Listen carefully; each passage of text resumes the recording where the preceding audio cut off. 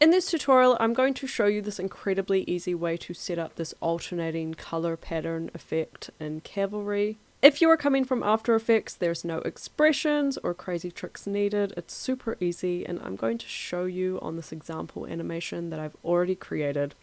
I am not going to cover how I made this animation in this video, but if you do want to know that, you can find the tutorial on my channel. I'll link that now. Otherwise, let's jump in. Right, this is my composition already open. I've organized it just so nobody gets confused, and here I've got my background layers, and in this folder I've got my animation effects.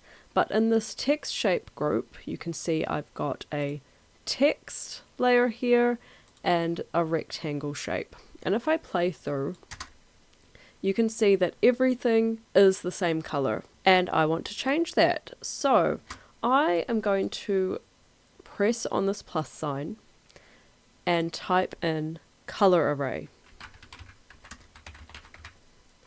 and drag this down into my composition. And I'm actually going to bring in two of them. So when I click on this, you can see I've got a color here, which I can see is actually the same color as my text. So if I change this, you can see it's not done anything, and we need to link these together.